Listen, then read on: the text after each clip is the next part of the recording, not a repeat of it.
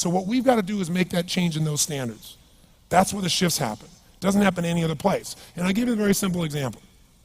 If you want to know the difference in people's lives, it all comes down to what are the things that are musts for you versus shoulds. So let me tell you this. We said to have an extraordinary life, you got to have an extraordinary psychology, right? Extraordinary psychology means you got to live in an extraordinary state. To be in an extraordinary state, you got to condition your nervous system, your body, your physiology and focus to be at their best. Do you agree with this? Yes or no? Then to do that, though, you can do that. Why doesn't everybody? Not because you can't. We all have the ability. It's because of our standards. I remember a time early in my career, I was about 24, and I went to do a seminar in Boston. And in those days, a big seminar for me was like 125 people. And it was a 3-day seminar, and we worked around the clock, and people made such extraordinary changes in their life. And at the end of it, I was feeling so fulfilled. I was thinking, my God, I'm 24, maybe 25 at the time, and I am so happy because I have found my mission in life. I'm doing what I love. It's making a difference in people's lives. This is extraordinary. So we finished about midnight on the Sunday night. And around midnight, I'm still wound up, so I don't feel like going to bed. So I decided, okay, let me take a walk here, and I decided to go through Copley Square. If you've been through Copley Square, it's a pretty neat place. Because in Copley Square, you can look up and you can see buildings that were here before we were known as the United States, and beside them you see skyscrapers that are new. It's a pretty cool place. So I'm walking around midnight on Sunday night. There's nobody in Copley Square midnight on Sunday night. And I'm walking along, and I see this guy in the distance, and he's kind of stumbling back and forth between the gutter and the sidewalk. He's got a long trench coat on, his head's down like this. He's holding a brown bag, and I can start to smell him even before I get there, and I'm thinking, this guy is obviously drunk. And as I started to get closer, I thought, I bet he's going to beg me for some money. And sure enough, whatever you focus on life tends to happen, doesn't it? So sure enough, he gets real close to me, and I thought all of a sudden he wasn't going to do it, and all of a sudden he popped his head up. It was really weird. He went, "Mister!" He had this really bizarre looking sounding voice. He went, "Mister, could you loan me a quarter?" And I thought, do I want to reward this behavior? And then I thought, I don't want him to suffer. Do you have this dilemma sometimes? Like, I'm not here to judge. So years ago, I finally decided I always just give. Even if the person's pulling a scam, that's for them to deal with. If I have the ability, then I give. And so I thought, but could I teach him something? So I asked him a question back. I said, is that all you want is a quarter?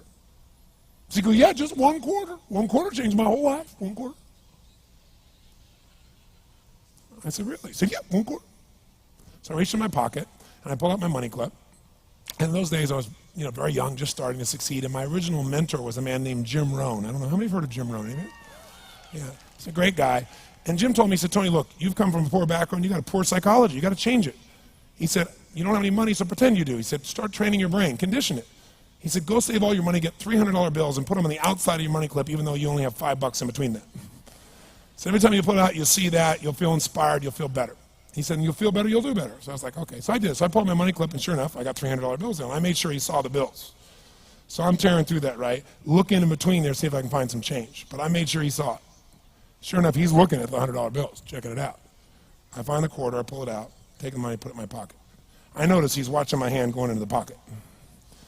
I took the quarter, and I looked at him, and I said, sir,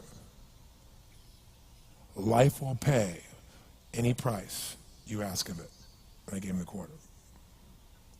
And then something really interesting happened. He took the quarter.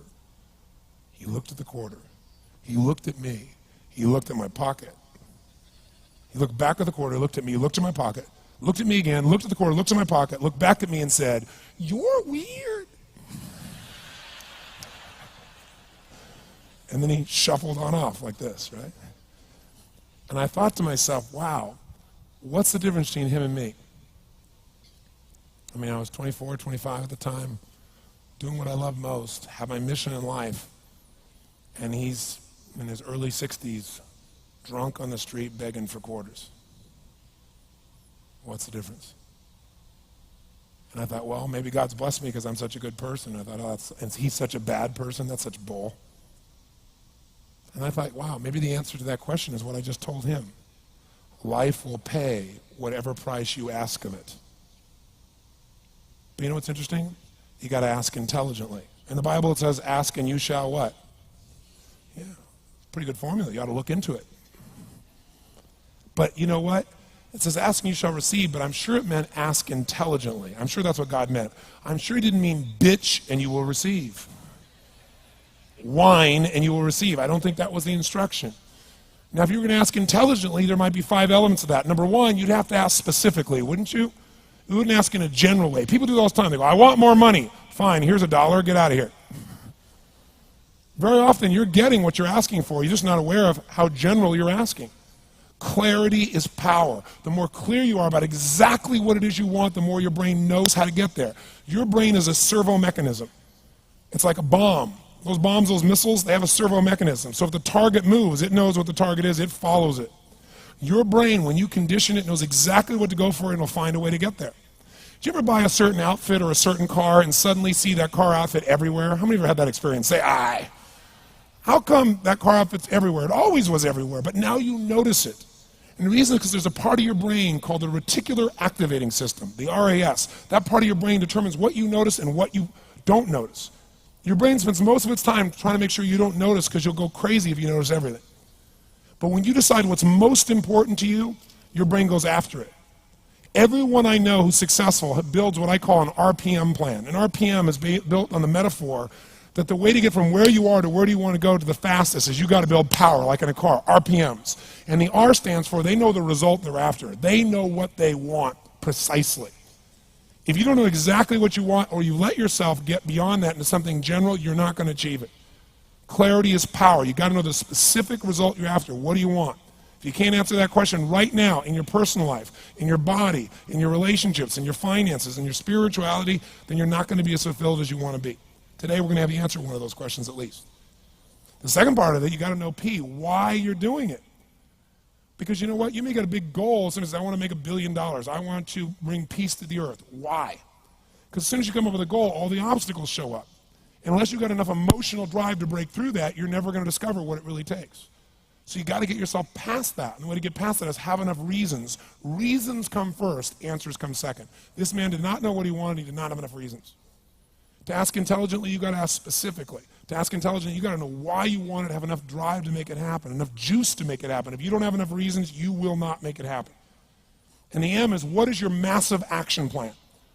What is going to get you to actually fall through? Because the first plan's not going to work and the second plan's going to work, so you better have enough plans that if the first two don't work, you still got something else. Otherwise, you're going to be having excuses why it didn't work. So asking intelligently requires that. So if we're going to be extraordinary in our results, we've got to be in an extraordinary state. We've got to know what we want and we've got to go use it.